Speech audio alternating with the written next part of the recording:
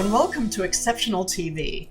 My name is Karen Judd Smith, the founder of the Social Entrepreneurs Academy and creator of the Impact and Influence Formula, and I am your host today. Now, we're going to be talking about the importance of light in our lives with today's guest, Lynda Buitrago. And before we dive into some of the intriguing information and insights about light, good light, bad light, I don't even know exactly what you go into, but clearly health is front and foremost. What I would like you to do is to tell us, Lynda, a little bit about your life, how you got here. You're a doctor, right? I am a functional medicine nutritionist, so I do have a master's degree in human nutrition, and I have some postgraduate work in functional medicine, postgraduate studies as well. So you've got quite a background, and yet you've ended up in a rather unique or new cutting edge space. So tell us a little bit about your journey, about how you got here.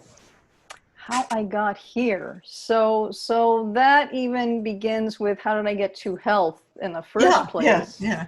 Which I was just talking with Karen before we started here that in my old life I was in information technology, a whole different field, doing fine. It was great, but at age 26 I got horrible cystic acne.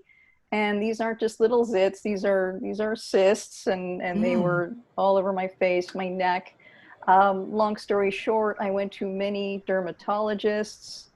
They weren't helping me, but all I knew nothing of natural health at this point. All I knew was that when I stopped taking the antibiotics they prescribed to me for months and months on end, it would come raging back. In other words, it wasn't resolved, it was masked. Correct. Yeah. And then I learned a little bit. I learned enough to think, okay, maybe it's hormonal. I'll ask for an endocrinologist referral. And I was denied by the insurance company saying, this is cosmetic. It's just acne. No.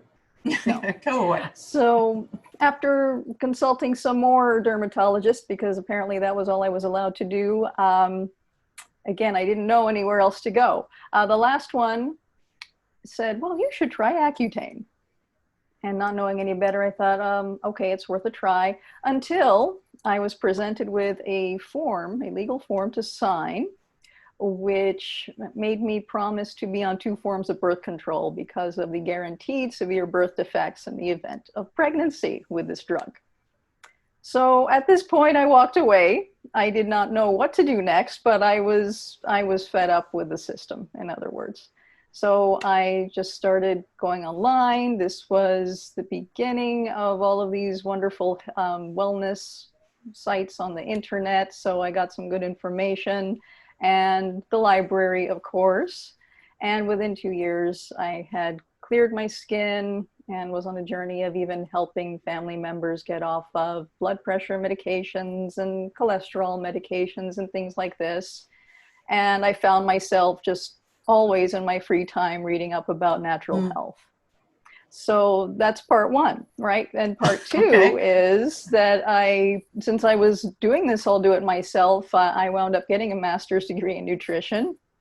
So I took it to the extreme, I think. Maybe I can go one step further, right? And become a doctor soon. But I took it pretty far, thinking that I had to do it myself. I was not aware that there were functional medicine doctors and chiropractors who do this sort of work, and quite a number of wonderful practitioners out there at the time. So again, the do-it-yourself, I really took it far. So I learned about nutrition, but now after school, a few years later, one of the doctors that I really admire and follow is Dr. Dietrich Klinghart. And he is one of the top functional medicine doctors he helps the people who have seen 25, 30, 40 other doctors and not gotten help. Right. Okay. And one of the things he focuses on with them first is, what is your electromagnetic environment? Are you sleeping with a Wi-Fi router on? Do you have the cell phone next to you? All of these varieties of issues with our modern technology because of their profound effect on parasites that people might have, yeast and fungal infections, and mold in the home. There are things that people don't even want to know about, let alone believe that that it's possible. I mean, I grew up on a farm, so I know the dogs get parasites, the cats get parasites, the sheep get parasites, the cows get parasites. There's a good chance that the humans get parasites. The humans do. A good 80% of us are walking around with them at any time. And I know that sounds horrible, but really is common. Right. Anyway, and it's just that I know that that's one thing that almost everybody shudders when they hear it and then dismisses it because it's just such a naturally, instinctively icky kind of, that's a very special word, kind of thing. It is a scientific term, icky. Yes. Oh, good. I'm glad to hear that. Yeah. So from there, just this long story to where I got, right? So understanding this effect of electromagnetic fields on some of these pathogens that can really affect our health that are typically hidden from us. As you said, most of us don't really realize that these things play such a role in our health. I set out to learn more about electromagnetic fields.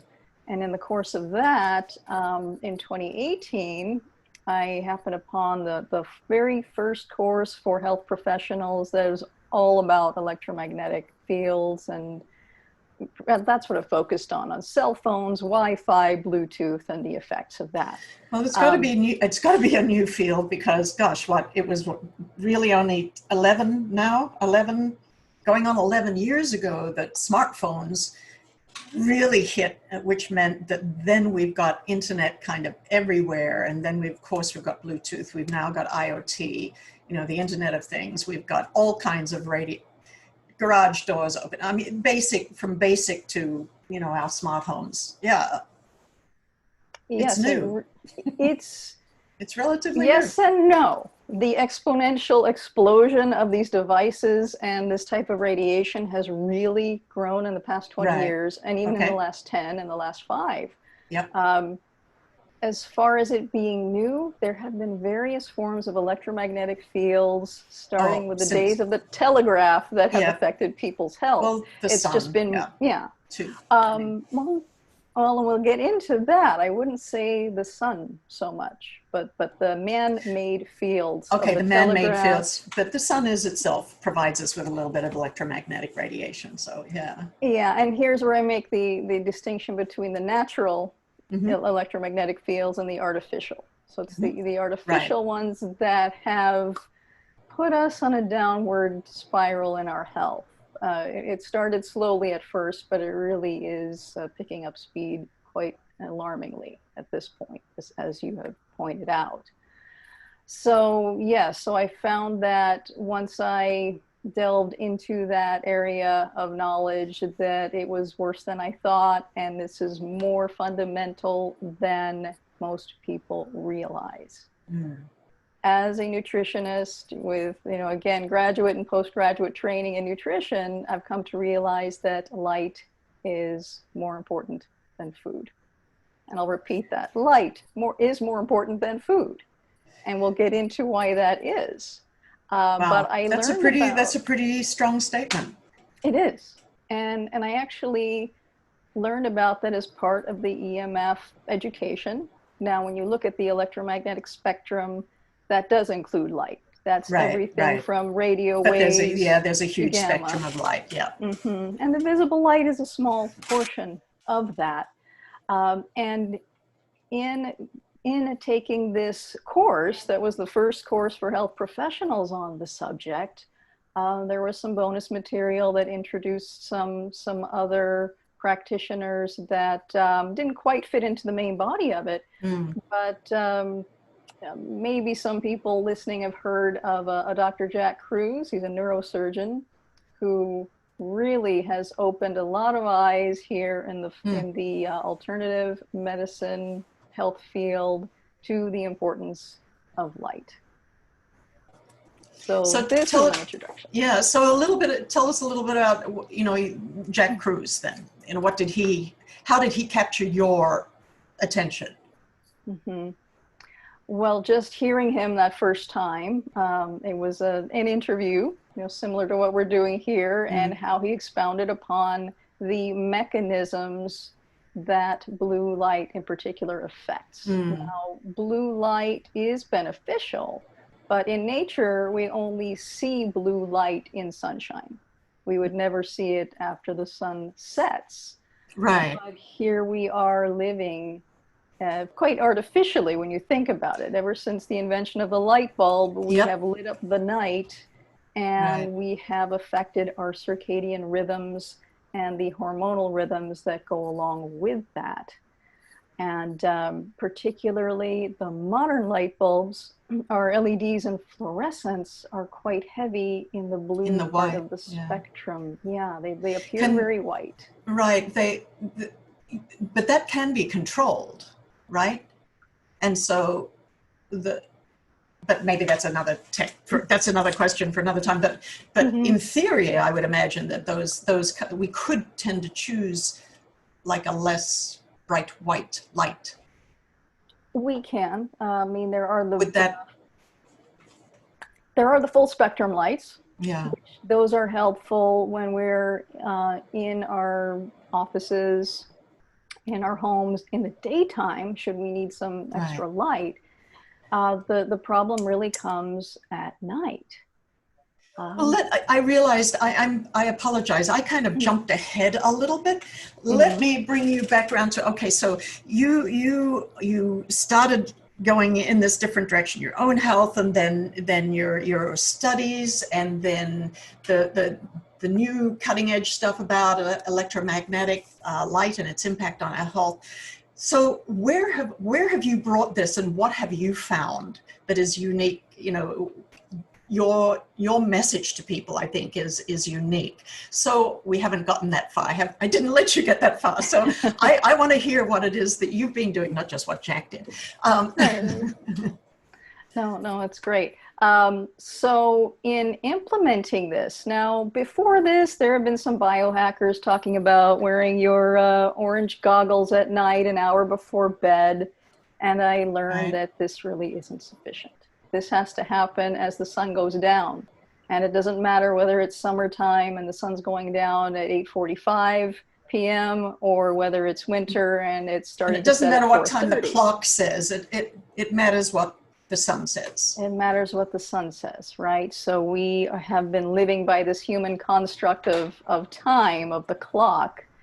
If we can get away from that to some extent and get closer to nature, this has a more profound effect, I have found, in many cases, than getting into supplementation. Not to say there isn't a place for that.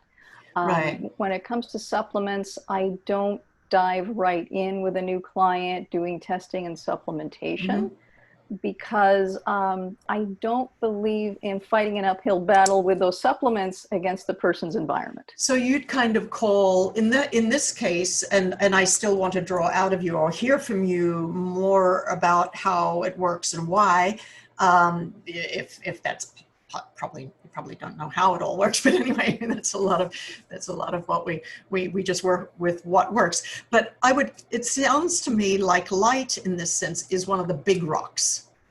You know how you put the big rocks in a container first and then you put the little ones in later on. So you take care of the big rocks first. So that's what I heard you basically saying. Light is a big rock. It's more important than food. It is, you know, not by a lot, because I wouldn't say eat pizza and sodas and as long as you get your light right, you're fine, right? But it does play at least as fundamental a role as food, and I would argue more so. And this would be really eye-opening to people. And I think in an era where people are having trouble getting the food right, or so they think. I know some are definitely eating junk food, but others that I've worked with are eating well. They're eating whole foods. They're cooking at home. They're really trying their best, but they still can't get that weight off, or they still are feeling fatigued. They are not sleeping well. And these are the people I love to help, because so often I just get them out first thing in the morning, get that glass of water, or maybe when I'm first working with them, it's still coffee. I won't rip the coffee out of their hands right away. But take that glass of You'll be water. quiet. You'll I'll be be quiet about that. Right. But Yeah. eventually, Step at a time. they'll let it go. But you'll take this outside to your backyard or to your patio, your balcony, and greet the sun. Ideally, we're going to see the sunrise for the absolute best results, but not everyone's there. I Right. myself was a night owl for half a century before I turned it around.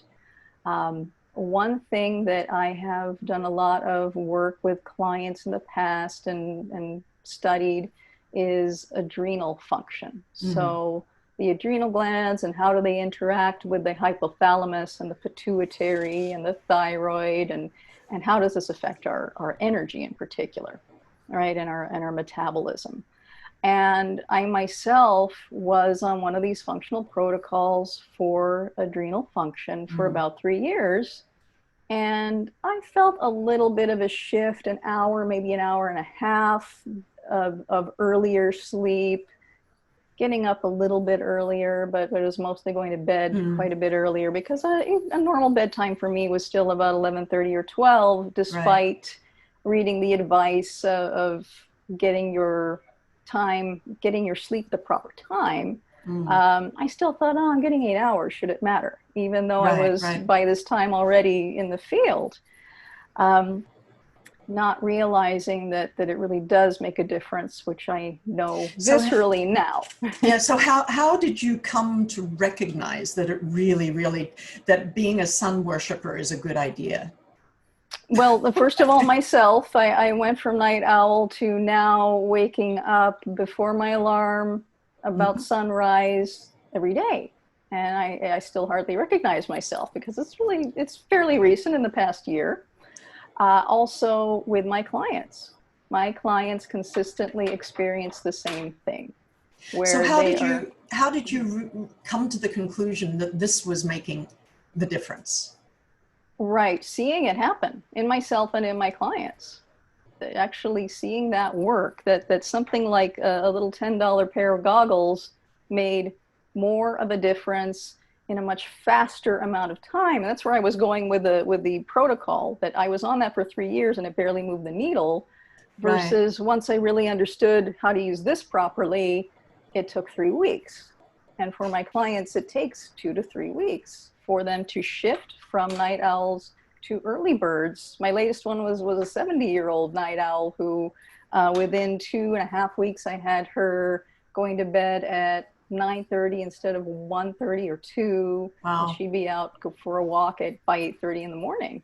Well, that's a big difference, because after 70 years, you have it's not just a habit, it's a self-concept of who you are and how you live your life, and deeply embedded.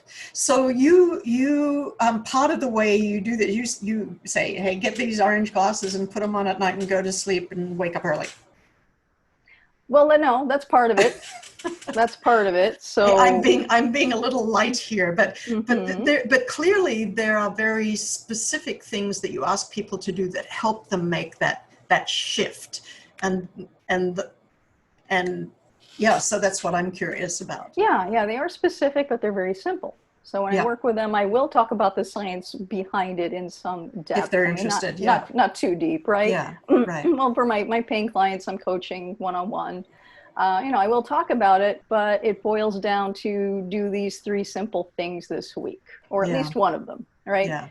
But this is the fundamental one. So number 1, we talked about sunlight a little bit. We touched on that and how it's beneficial, but it's not beneficial until you've taken this step to protect your eyes and skin from the effects of the artificial light at night. That is step 1 always. Because then step 2 is getting more sunlight. Right. And even the palest, most white-skinned person, I mean, unless they are truly unable to manufacture melanin in their skin, but most of us can start with 5 minutes a day at sunrise, and gradually increase from there. And the reason for this is that at sunrise, there is 100% infrared rays and 0% ultraviolet right at sunrise. Of course, as time goes on, that proportion of ultraviolet increases. But this is a very reliable way, a very safe way to help build up what's called the solar callus in the skin, so that you're not at risk of developing skin cancer. Skin cancer, it's much like the couch potato deciding, well, I think I'll run the LA Marathon tomorrow. It's not advisable. Same thing for the person who sits in their tech cave for 50 hours a week, day and night, and goes on vacation, right? So you don't go on this sunny beach vacation after all you've been doing is living in this junk light for the rest of the year. So part of what what are some of the health benefits that you're talking about in terms of, because you spoke about your own experience, but in terms of your clients and some of the ones that you've seen go through this process and shift from being night owls to, waking up with the whoever wakes up at when the cock crows or before. What are the general benefits that they see and feel in their lives that helps them stay with this, other than really enjoying? Mornings are wonderful. Yeah, mornings are wonderful, but you couldn't have convinced me of that when I was a night owl, because I just didn't feel good in the morning. Yeah. And that's what I generally get with people. They have to use an alarm to wake up, and I always thought that was such a mysterious thing. How do people do that? But so that's a practical aspect. If you are living in the world that generally starts early, it really felt early to me, in years past. But when it comes to optimizing your circadian rhythm to nature, as best we can anyway, this has a profound effect on our hormones and on our neurotransmitters. So how does this show up, right? This shows up, the issue. That's the issue, right? So you put these on at sundown, and your body now gets a different visual cue. There are receptors in the retina, there are receptors in our skin as well that pick up this blue light and tell us it's daytime. And in response to that, the brain is not producing melatonin. So we are not getting sleepy when we ought to be, when the animals out there in the wild would be. So we are, with this simple device, blocking out that blue, blocking out that cue that would otherwise tell us that it's high noon when it's really 11 p.m.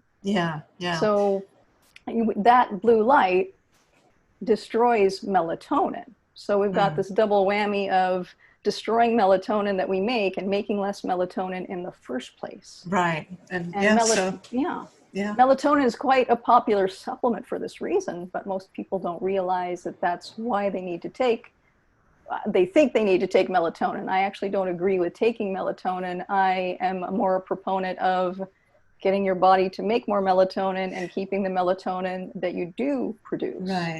So that's one. Good. And number two? Number two will be better quality sleep, again, because that melatonin is there in proper amounts.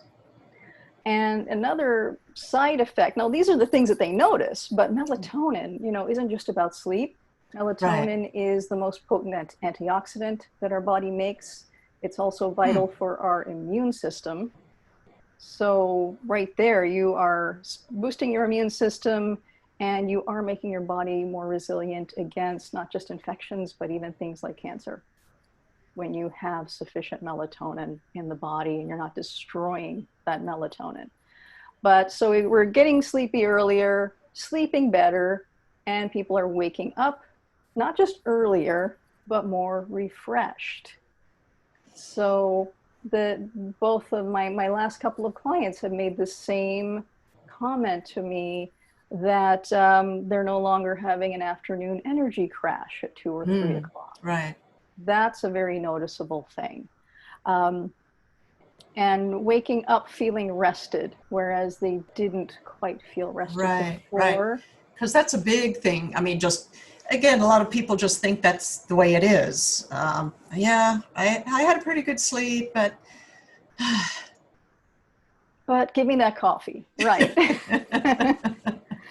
Yeah, it's true. And the popularity of coffee is really strong evidence right, that, wow, there's right. this long line at Starbucks because people need this to function. Or think I'm sure it's a little bit more Think than they need it to function, right? But again, what is the proportion of us living in artificial light at right. night, Yeah, enormous. right? Yeah, Watching Netflix or YouTube or getting work done in the evening and staying up too late doing that. yeah. So there are quite a number of ways that I work with people. Now, these are just the benefits that people notice in the first 2 or 3 weeks, right? Is that improved sleep, improved energy.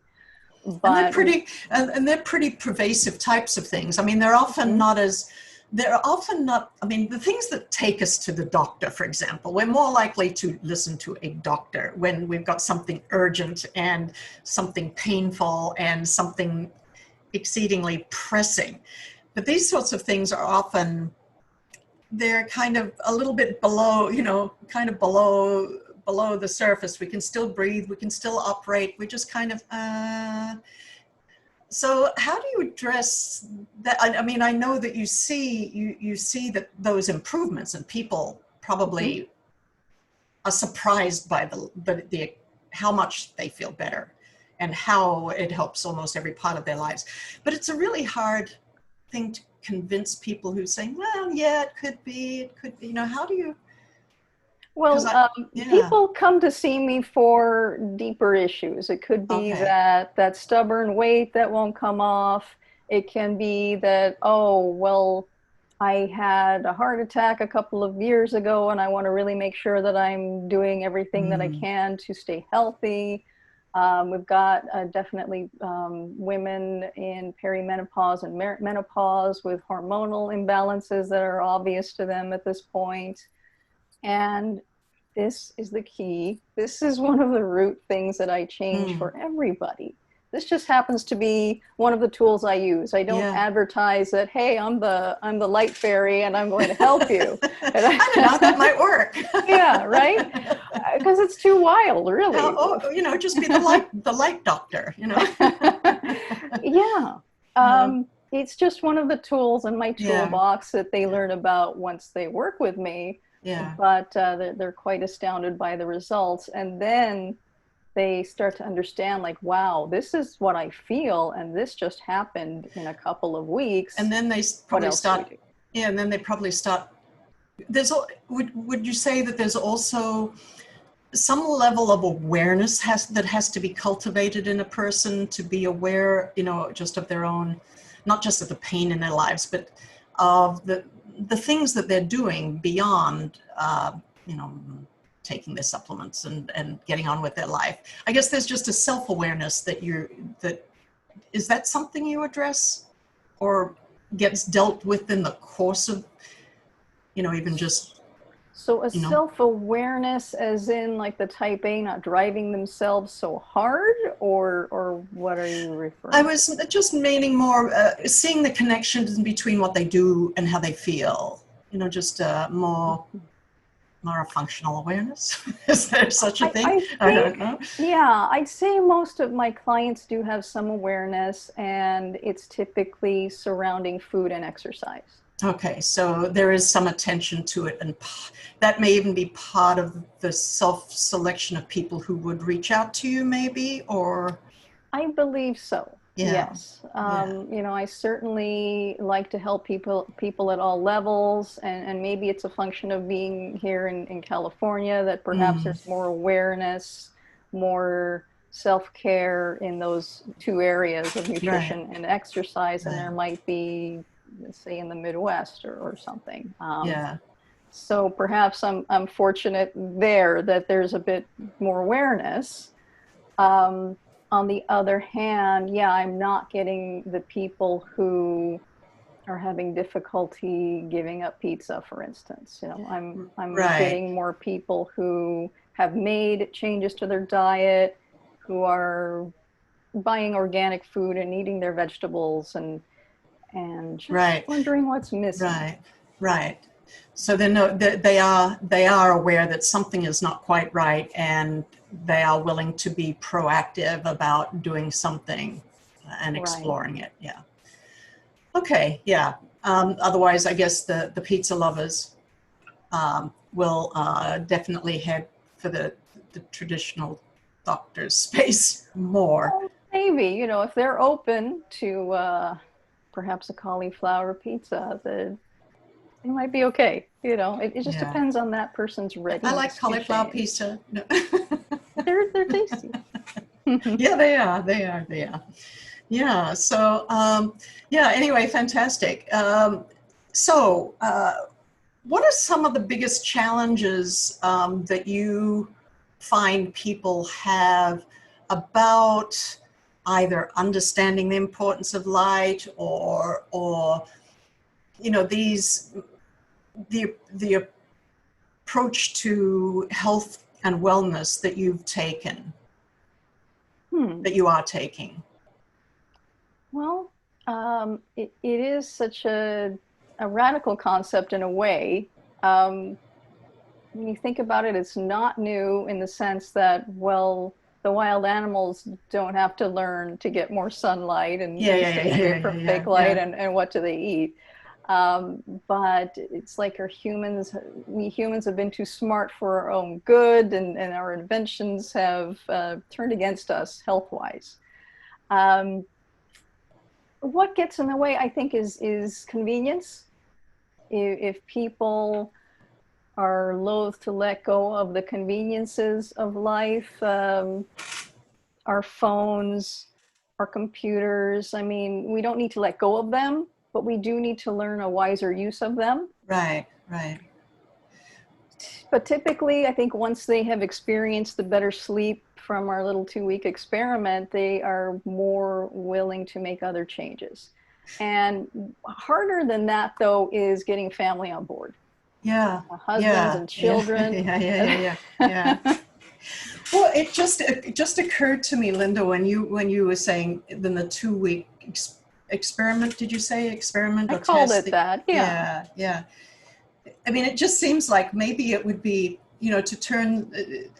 I've heard people use these in all different areas of things, but to do 2-week family challenges or something like that, where you get everybody on board just to do it all as a family for 2 weeks and just, That's it. And you even know, that's a long time. and So it is a long time. As I think, when you're going to do it a month out, 2 weeks, yeah, I can handle that. But when you're about to leap into it the next day, you say, oh, 2 weeks, that's long. sure. Yeah. And really all I ask of the family is 3 nights.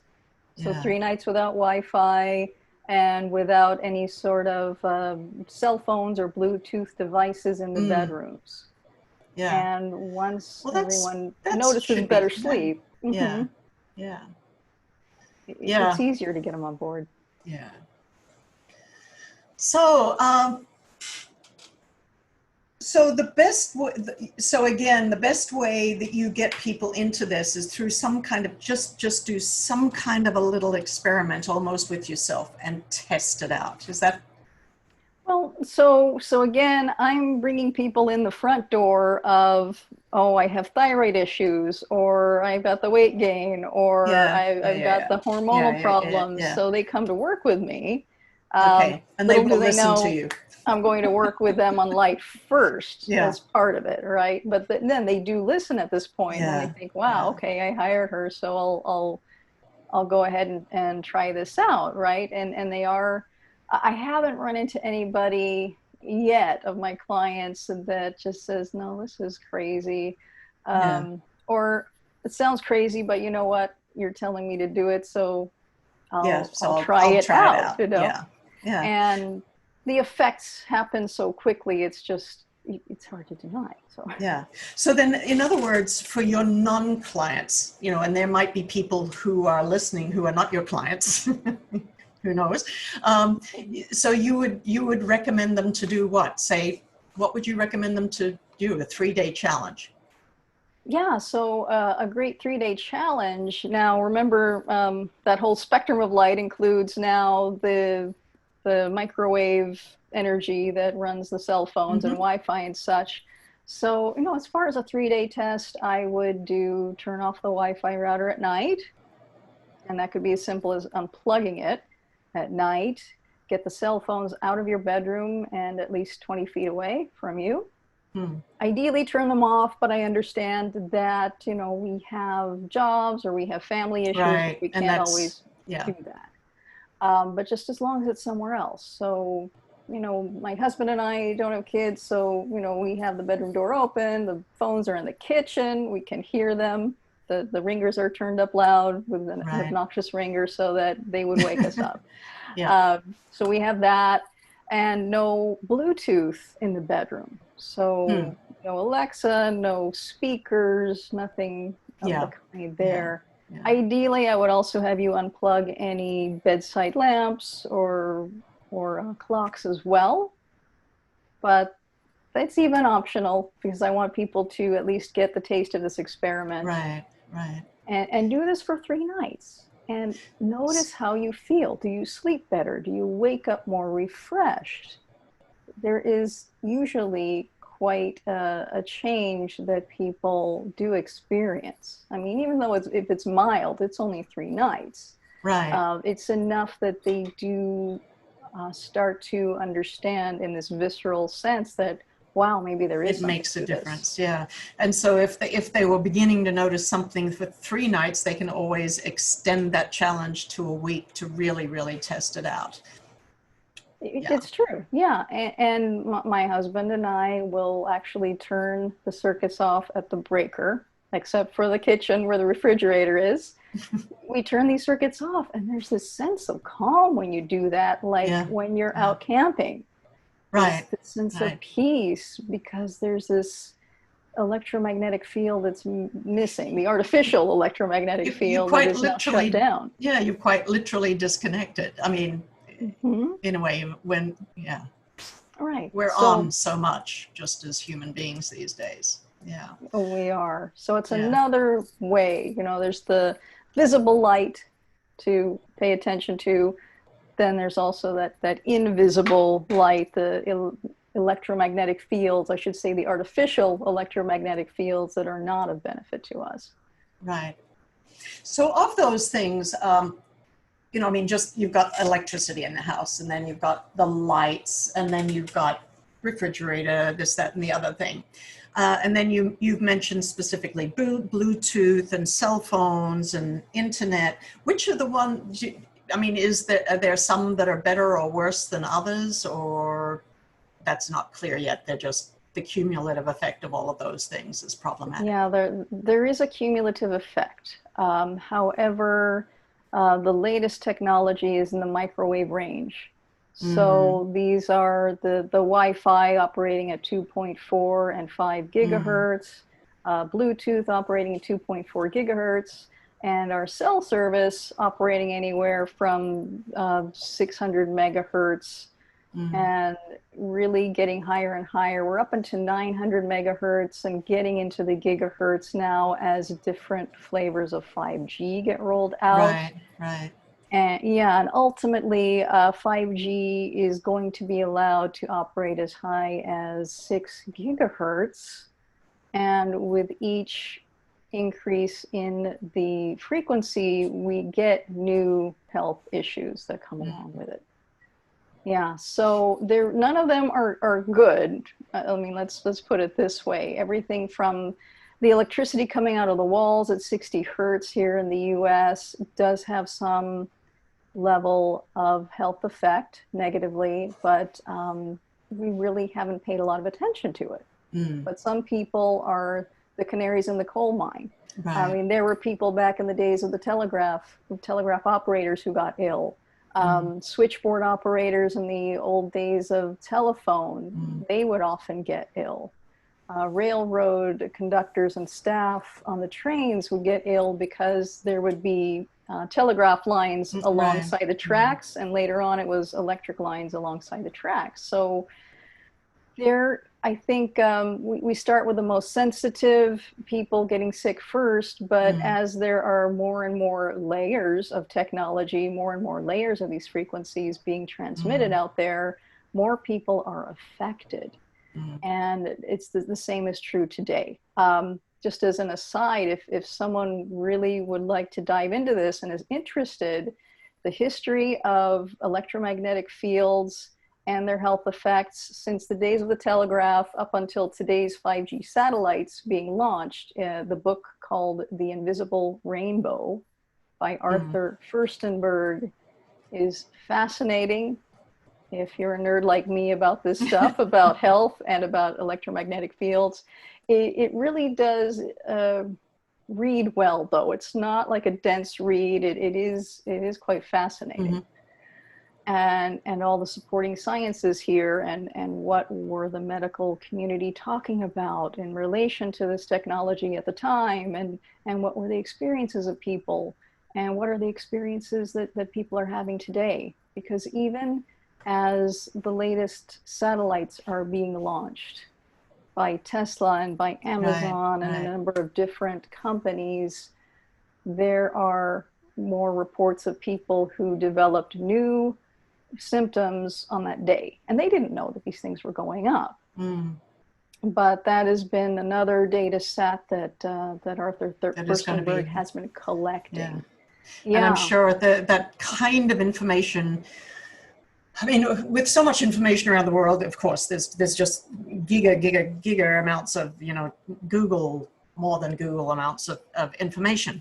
But the real critical thing is when people start to look, in that mass of information for patterns that were not there before, even just now, one of the ways, this is talking about COVID, but, probably one of the better ways to figure out how many people have actually died mostly from COVID, maybe, is to look at how many people died in the same period of time last year compared to how many died in the same period of time this year. Not just how many people tested for COVID, because not everybody's been tested, and there's all kinds of issues there. But comparisons before and after, and I'm assuming that incrementally there will be much more research and done on this sort of thing. I would hope so. And it is difficult, right? Because there are so many other toxins that are in the world that are also growing quite quickly, right? Our herbicides and pesticides and the chemicals that are dumped into our water supplies. And, that's just the tip of the iceberg there. So it's quite a busy place to study environmental effects of all kinds. And there is no control group. Right.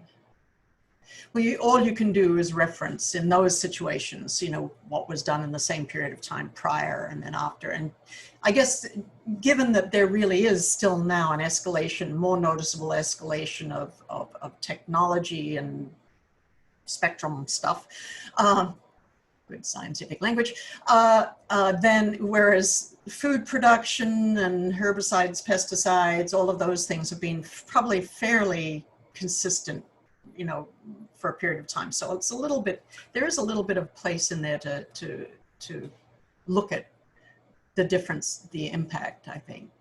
I say that's true because this is the realm that has changed the most quickly. Right. Biggest difference in the shortest space of time. So, in some ways, this is just a fascinating area that, how many people talk about this? I guess you've got, I don't know whether, years and years and years ago, I remember getting a pair of blue blockers. So what you're recommending about basically the same thing, block the blue light.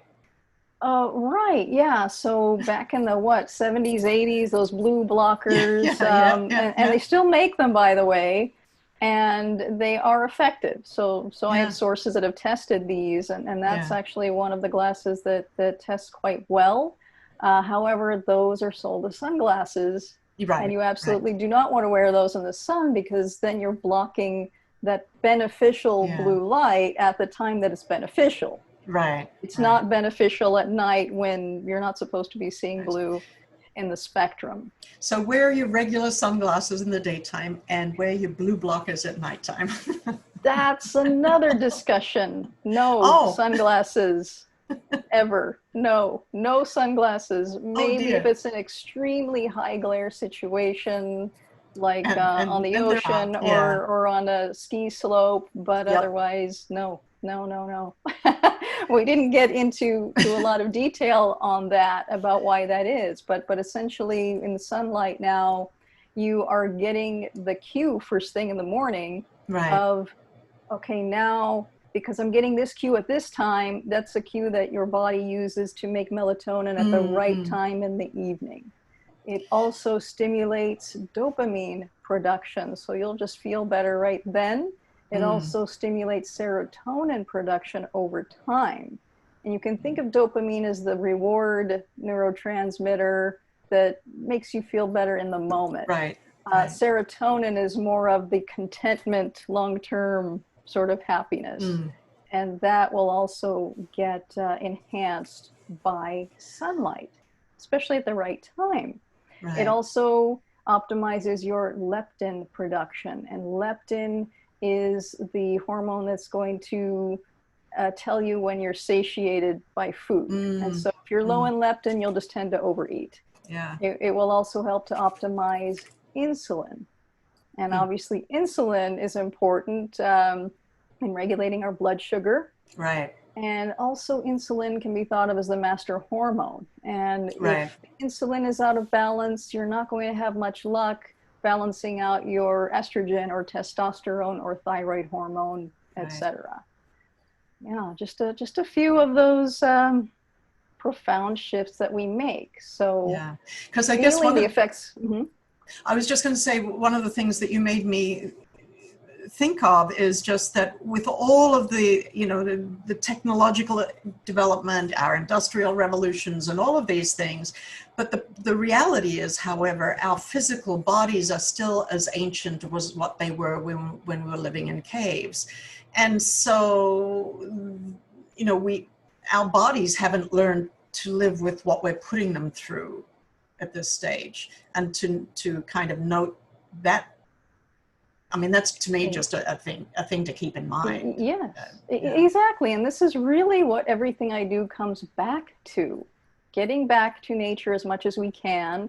Obviously, not many of us are going to elect to go live right, out in the wilderness right, off the grid. I mean, that would be ideal health-wise, right. but I don't think Doesn't do many of much us for, would yeah, thrive. right. Yeah, would That's thrive right. out there. We Yeah, don't know how to do that anymore. right, But how close to nature can we get while still living our modern lives? right. We can still get close enough that we're going to make a significant positive impact. Mm, So simple things like the light hygiene, simple things like making sure that the technology is all off and out of the bedroom at night. Just these simple things are a right, great start. Of right. course, getting the freshest food you can, being really forward on vegetables and some limited fruits, but really vegetables are going to be the focus of your meals. When you eat meats, though, you want to check the quality of them. Does it come from a farm, a factory operation, Right. or does Or it is it, come from a real old-fashioned farm where they're eating pasture and they're yeah, getting their sunlight, yeah, and they're not loaded up with antibiotics, et cetera, et cetera. yeah. Paying attention that every little input that you can is closer Because to it's nature. cumulative. Yeah, yeah, it's It cumulative. is. Yeah. I grew up Yeah. on one of those farms where the cows ate green grass in the pasture. Well, in the winter they ate hay because there wasn't so much green grass, yeah, but it was a much more, the cows were happy.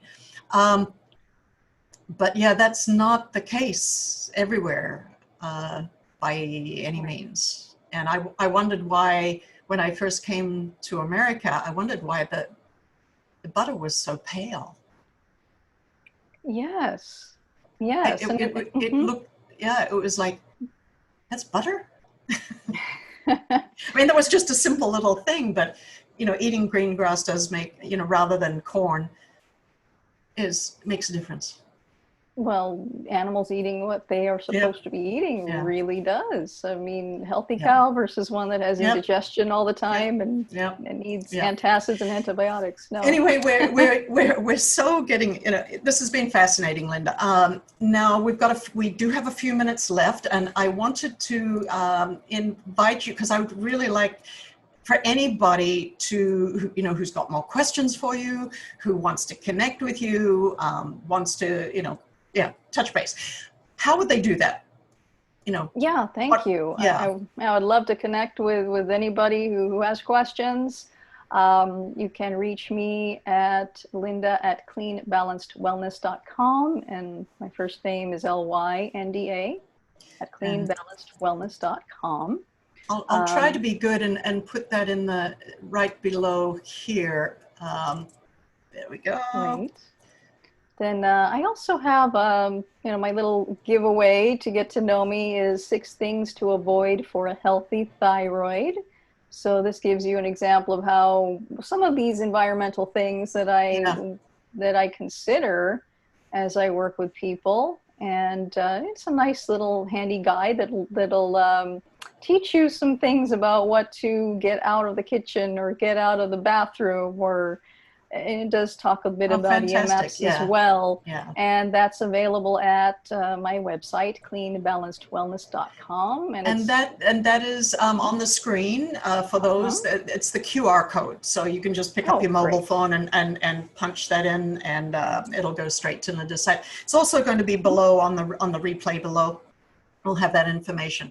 But definitely, we want people to connect with Lynda for any questions. Maybe you're even working in this area and you'd just love to collaborate with Lynda. Who knows?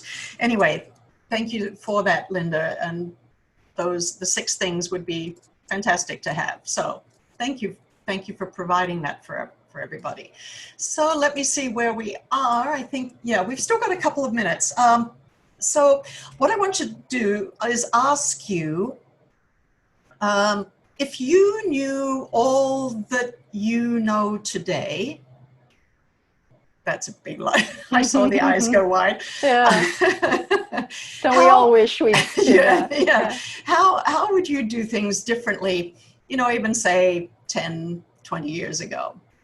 I'm assuming you're older than 20, Yes. but not much. Well, more than you think, more than you think. Yes. Well, as I said, it wasn't that long ago that I still thought, hey, as long as I'm getting 8 hours, does it really matter when? I would shift that. I would be taking this advice already. I Yeah, would have been getting up earlier. I would have been, I think, reaching out to more people with yeah, that message at the time as well. Well, I'm doing it now. Better yeah, later than right. never. Um, Certainly, knowing about light has had such a profound effect on myself. I certainly would be doing that. I would be 10 years ago. I mean, certainly would have made a difference in my focus as I had left school and Mm. started my practice as well. Um, And even just yeah. probably how you would talk to your friends, and yeah, the life Well, choices that you would make going forward. So, yes, of course, I made them at this point, but they would have happened sooner. I would have yeah, gained all the more benefit from that, yeah, doing it earlier. yeah. But the time is now, right? Yep, yep. We can't go back. It's just for Can't. perspective and for insight, Mm-hmm. and yeah, it's oftentimes an interesting question to consider how differently or how we might Yeah. advise our young selves. Not that our young selves would ever always listen to somebody else, but but Yeah, still, we do listen to one another sometimes more than we know. So it's good to that's ponder. true. Yes. Good to ponder. Well, Lynda, it's been really fascinating. To me, you are Dr. Light, and not L-I-T-E, L-I-G-H-T. So I thank you so much for that. And if you've got any closing remarks, There other is than, so much to add, but I do want to say that it's been a pleasure. I'm honored to be asked to be on your show today. And I'm so glad to be able to share this with anyone and everyone who will listen. And just remember that food is information, light is information, and be sure to give your body the best, most natural information you can, and you'll find your best health. That about wraps it up for us today. I want to say thank you very much for taking the time to be with us today. And I look forward to seeing you all back for our show again same time next week for Exceptional TV. And we will have another speaker for you. That information will be coming up. Don't forget to get that information, the 6 tips from Lynda. Look forward to seeing you next week. Bye.